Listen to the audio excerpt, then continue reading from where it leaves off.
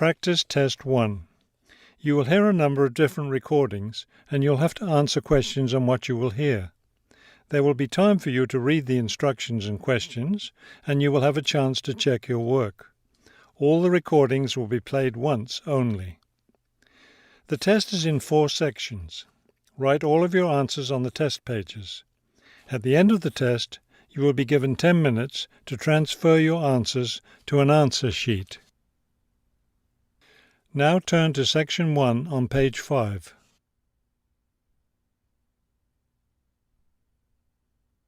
Section 1. You will hear a man asking for information about language classes over the phone. First, you have some time to look at questions 1 to 4 on page 5.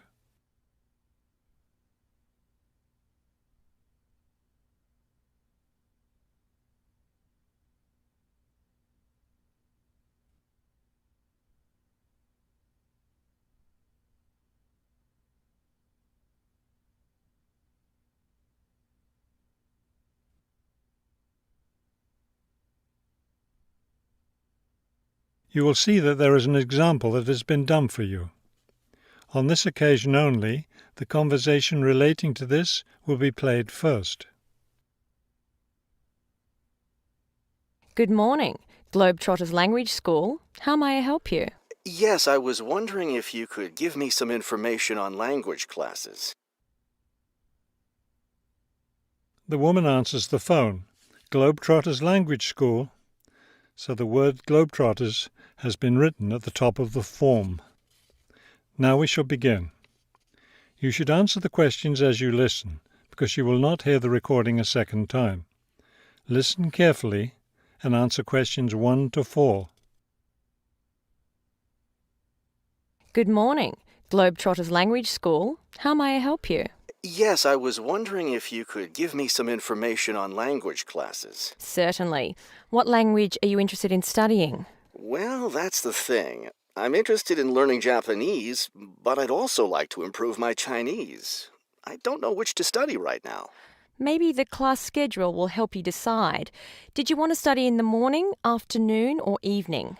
I work in the evenings, so mornings or afternoons would be best. Then that decides it for you. We offer an advanced Chinese class, but it meets on Wednesday and Friday evenings. I couldn't do that. When do the Japanese classes meet? We have beginning Japanese on Tuesday and Thursday mornings.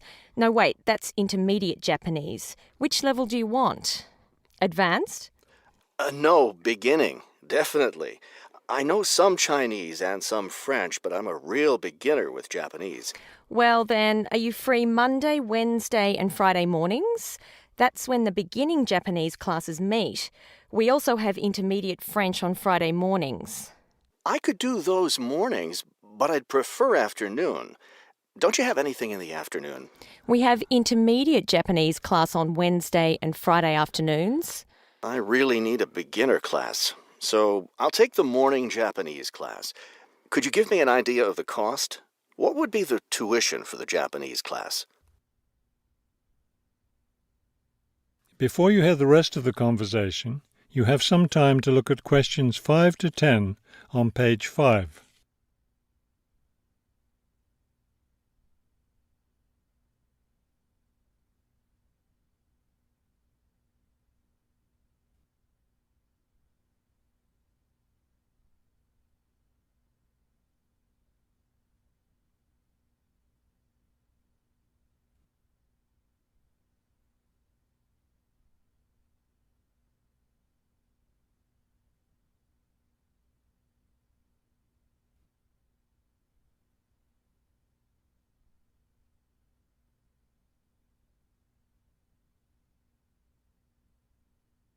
Now listen and answer questions 5 to 10.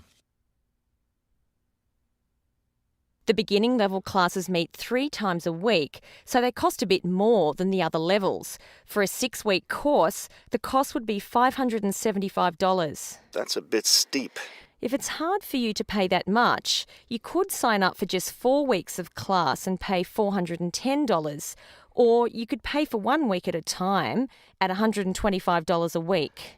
That comes out to be much more expensive once you add up all the weeks. That's true. You can save money by registering for 2 levels together. For example, pay for your beginning and intermediate classes now, and you'll get 12 weeks of class for just $1,050. That's not a bad deal, but I can't come up with that much money at once. I'll just pay for the 6-week course. Fine. That class begins next week, so you need to register right away. Can't I register over the phone? No, I'm sorry, we don't take phone registrations. What you'll need to do is visit the school office today or tomorrow.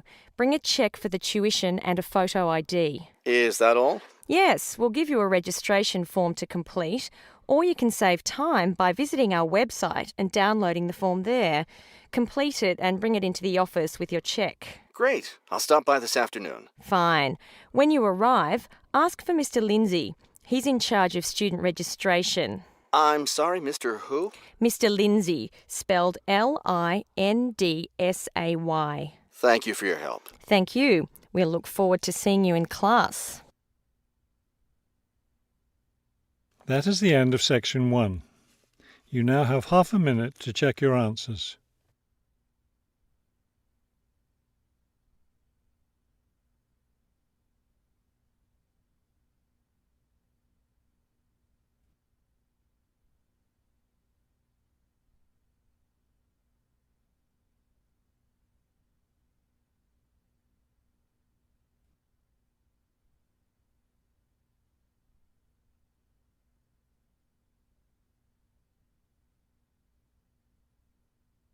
Now turn to section 2 on page 6.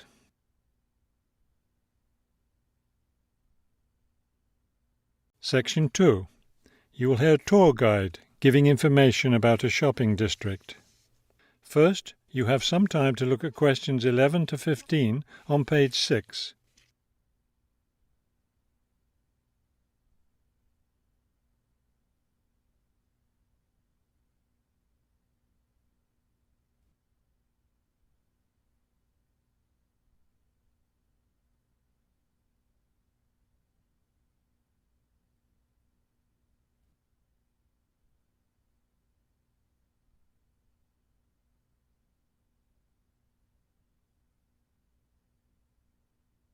As you listen to the first part of the talk, answer questions 11 to 15.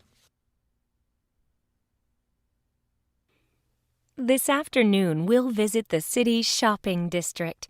Several blocks in the area are closed to car traffic, and I know you'll enjoy walking around there. I'd like to give you an overview of the district now, since you'll be on your own once we get there. You'll see on this map here that the shopping district consists of 2 streets, Pear Street, which runs north and south, and Cherry Street, which crosses Pear Street right here. Let's start our tour here on Pear Street, where the star is.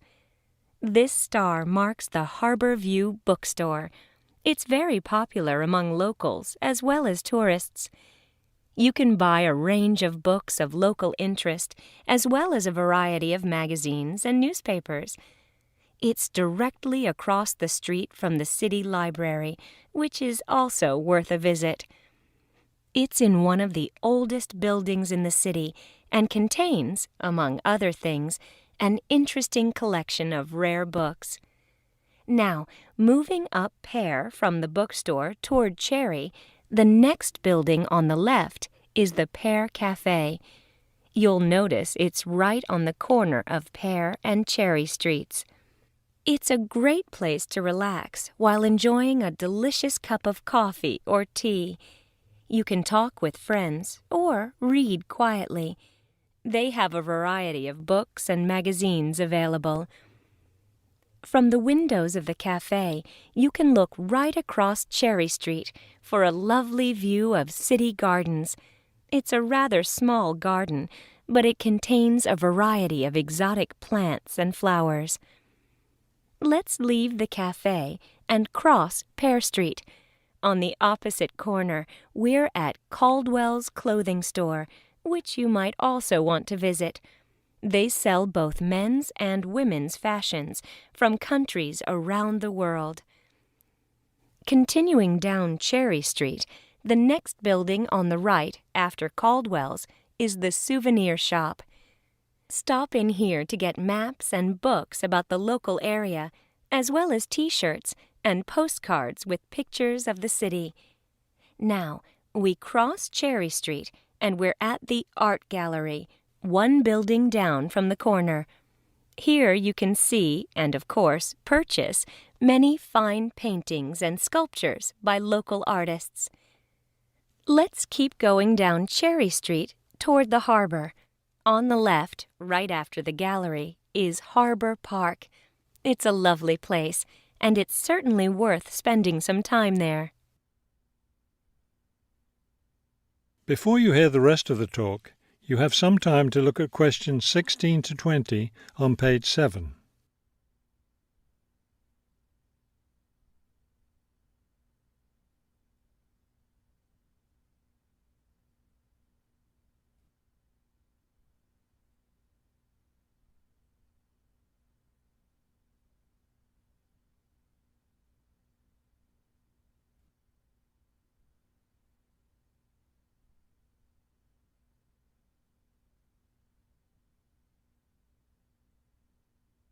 Now listen and answer questions 16 to 20. Harbor Park was built on land donated to the city by Captain Jones, a lifelong resident of this city. Captain Jones designed the park himself, and it was built in 1876. Exactly in the center of the park, a statue of Captain Jones was erected, and it's still standing there today. It shows Captain Jones on the bow of his ship. After viewing the statue, you can follow the path that goes through the woods just behind. It will lead you to a lovely garden, in the middle of which is a fountain.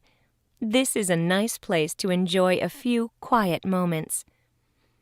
If you still feel like walking, continue on to the far end of the garden. There, you'll find a wooden staircase, which will take you down to the harbor. You might enjoy the view of the boats from there. There's also a walking path along the water, which will eventually bring you back up to Cherry Street. You can see that there's plenty to do in this part of the city. The bus leaves at 1:30. That is the end of section 2. You now have half a minute to check your answers.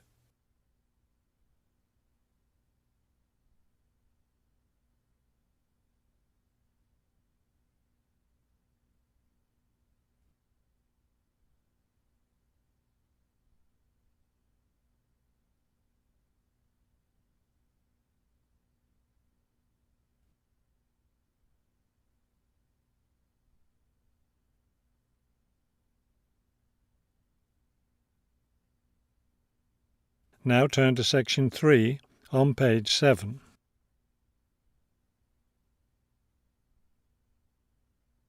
Section 3. You will hear a conversation between a university student and a librarian about using the city archives. First, you have some time to look at questions 21 to 24 on page 7.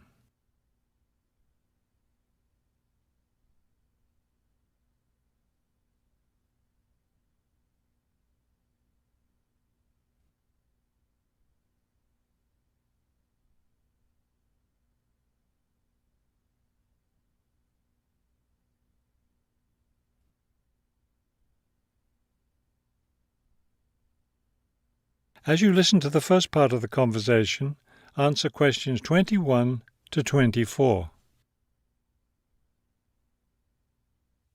Hello.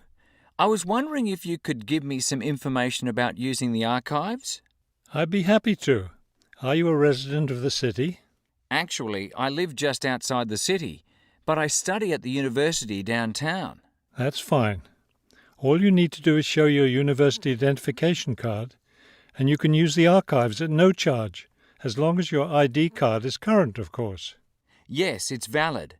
So I don't have to pay anything? No, city residents pay an annual fee, but students can use the archives for free. Everyone else needs to get special permission from the director, but that doesn't apply to you, of course. Oh, good.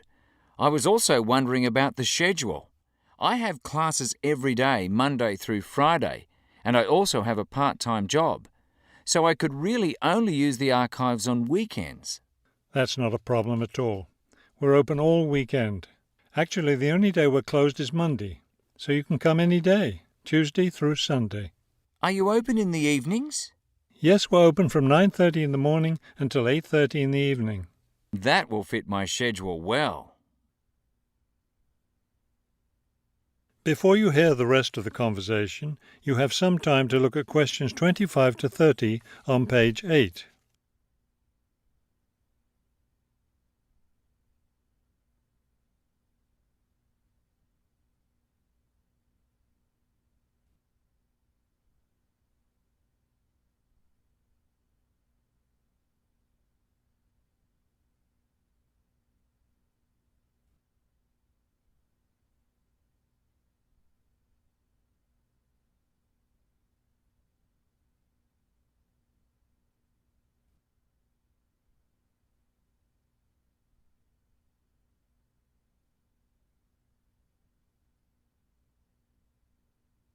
Now listen and answer questions 25 to 30. Is there something else I can help you with? Yes. One thing I'll be needing to see for one of my class projects is old photographs. Do you have photographs of the city in the 19th century that I could look at? Yes, we store all the photographs in the basement. Those stairs over there will take you down to the photography collection. Just tell the librarian there what you're interested in, and he'll help you. Those would be 19th century photographs? Yes, the entire collection is there. Now, if you're interested in seeing documents from the 19th century, those are right here on the ground floor. I would like to see some of those documents. Does that collection include newspapers too? No, all the newspapers from the earliest ones in the 18th century up to the current time are on the second floor. Here, let me just give you this map of the archives, and you'll be able to find whatever it is you need. Thank you. Oh, I see you have a whole room devoted to maps. Yes, on the third floor. That's great, because one thing I need to do is look at how the city has developed over time. I'm sure you'll find a lot of helpful information there. Of course, some of the maps are several centuries old, so generally visitors are only allowed to see photographic reproductions of them. That shouldn't be a problem. What's this on the fourth floor? Ogden's Woolen Mill. As I'm sure you know, Ogden's Woolen Mill was the major entity responsible for the growth of this city in the 19th century. The Ogden heirs gave money for the archives to devote an entire floor to information about the history of the mill. Will I be able to find information about the Ogden family there? Photographs, personal papers, things like that? Probably the family photographs are stored downstairs in the photography collection.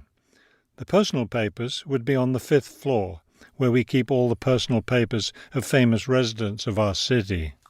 Thank you so much for your help. I'll be able to do a lot of my research here. That is the end of section 3. You now have half a minute to check your answers.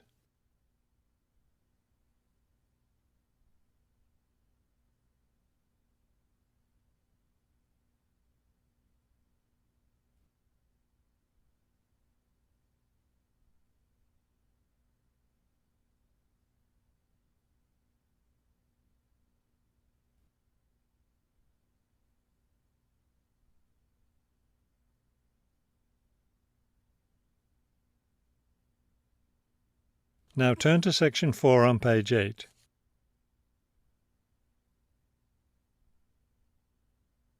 Section 4. You will hear a lecture about wind energy. First, you have some time to look at questions 31 to 33 on page 8.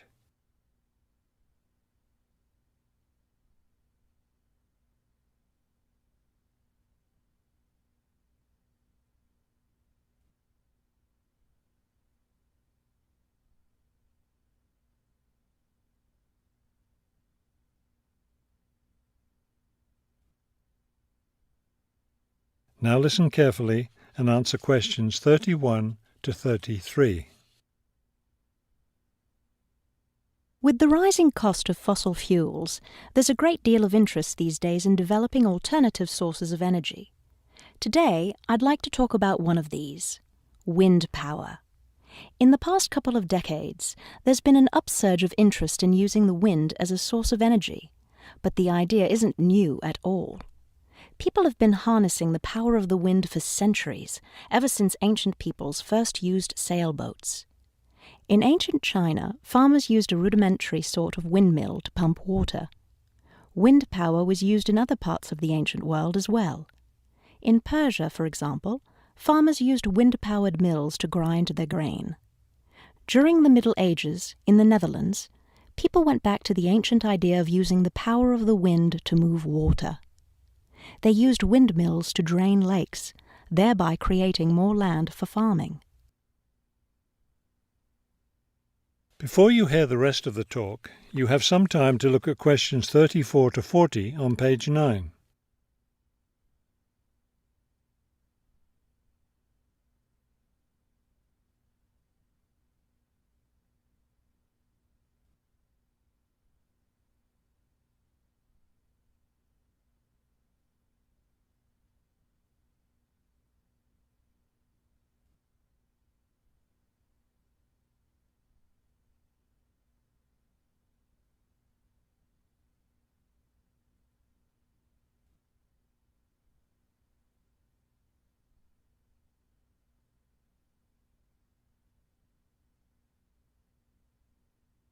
Now listen carefully and answer questions 34 to 40.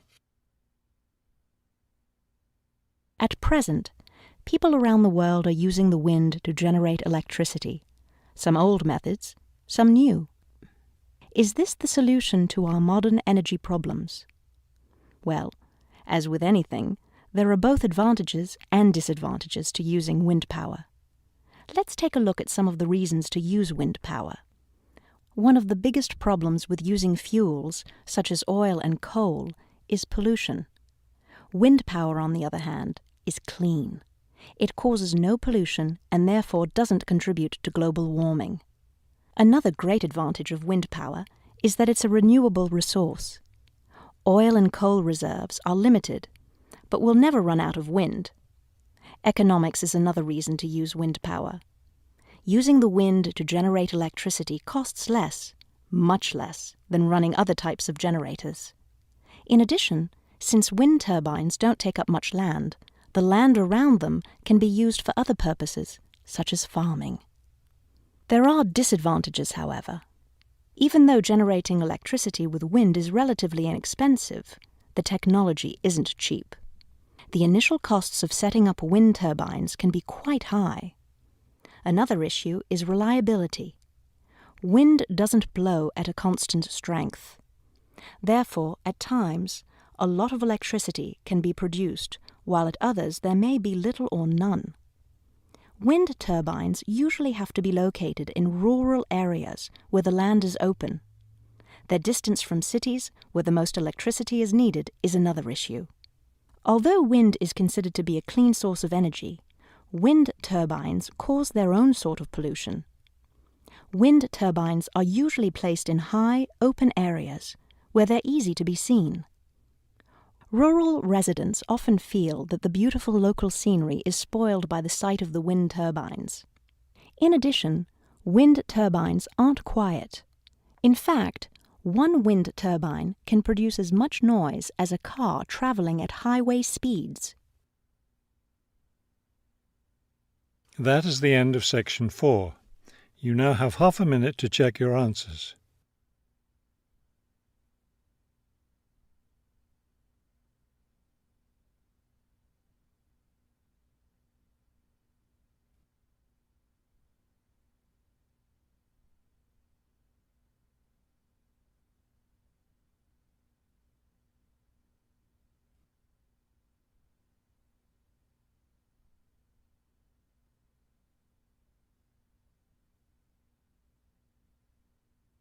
You will now have 10 minutes to transfer your answers to the listening answer sheet.